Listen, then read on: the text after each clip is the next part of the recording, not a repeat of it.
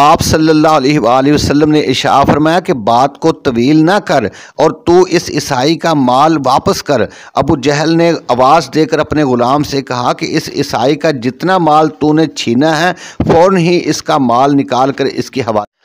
السلام علیکم ورحمۃ اللہ وبرکاتہ۔ ناظرین کرام، حضرت بلال رضی اللہ تعالی عنہ فرماتے ہیں کہ ہم مکہ میں حضرت ابوبکر صدیق رضی اللہ تعالی عنہ کے گھر میں سرکار دو عالم صلی اللہ علیہ وآلہ وسلم کے ساتھ تھے۔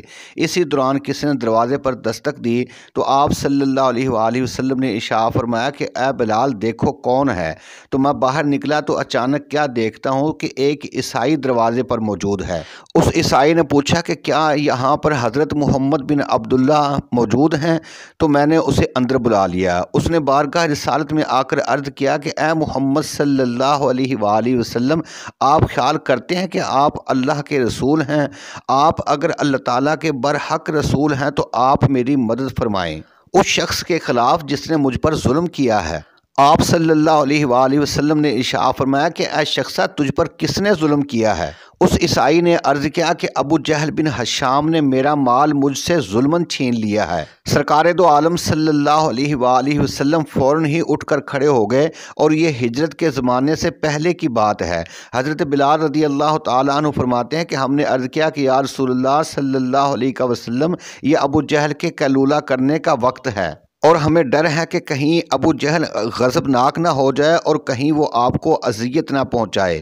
لیکن آپ صلی اللہ علیہ وآلہ وسلم نے ہماری گزارش کو نہ سنا اور ابو جہل کی طرف تشریف لے گئے اور ابو جہل کے دروازے پر دستک دی تو ابو جہل بڑا غضبناک ہو کر باہر نکلا تو اچانک دروازے پر کیا دیکھتا ہے کہ آپ صلی اللہ علیہ وآلہ وسلم تشریف فرما ہیں۔ تو آپ صلی اللہ علیہ وآلہ وسلم کو دیکھتے ہی بڑی عاجزی کے ساتھ بولا کہ آپ اندر تشریف لے آئیں، اور ساتھ ہی کہنے لگا کہ آپ میری طرف پیغام بھیج دیتے تو میں آپ کی خدمت میں خود ہی حاضر ہو جاتا۔ حضور علیہ السلام نے ارشاد فرمایا کہ تو نے اس عیسائی کا جو مال ظلماً چھینا ہے اس کا مال فوراً واپس کر۔ ابو جہل نے بڑی عاجزی دکھاتے ہوئے کہا کہ کیا آپ اس کام کے لیے تشریف لائے ہیں؟ اگر آپ اس کے بارے میں کسی شخص کے ہاتھ پیغام بھی بھیج دیتے تب بھی میں مال واپس کر دیتا۔ آپ صلی اللہ علیہ وآلہ وسلم نے ارشاد فرمایا کہ بات کو طویل نہ کر اور تو اس عیسائی کا مال واپس کر۔ ابو جہل نے آواز دے کر اپنے غلام سے کہا کہ اس عیسائی کا جتنا مال تو نے چھینا ہے فوراً ہی اس کا مال نکال کر اس کے حوالے کر دے۔ آپ صلی اللہ علیہ وآلہ وسلم نے اس عیسائی سے کہا کہ اے شخصا، کیا تجھے تیرا مال مل گیا ہے؟ عیسائی نے عرض کیا کہ ہاں، سوائے ایک ٹوکری کے جو کہ کھجور کے پتوں کی بنی ہوئی ہے۔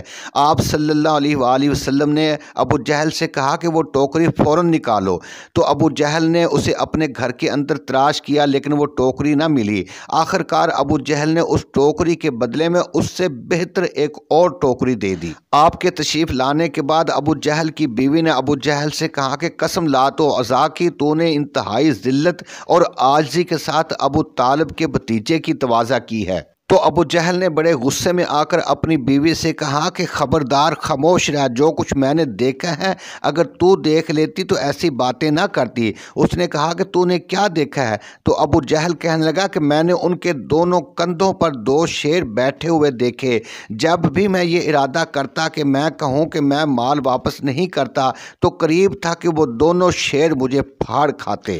اسی ڈر اور خوف کی وجہ سے میں نے محمد کی عزت کی ہے۔ حضرت بلال رضی اللہ تعالیٰ عنہ نے فرمایا کہ جب اس عیسائی نے وہ سارا منظر دیکھا جو منظر ابو جہل دیکھ چکا تھا تو اس نے زبان حال سے کہا کہ اے محمد صلی اللہ علیہ وآلہ وسلم، آپ اللہ کے سچے رسول ہیں اور آپ کا دین برحق ہے۔ اس نے اسی وقت کلمہ پڑھا اور دائرہ اسلام میں داخل ہو گیا۔ اس عیسائی کا اسلام کو قبول کرنا ایک مظلوم کی مدد کرنے کی برکت سے تھا۔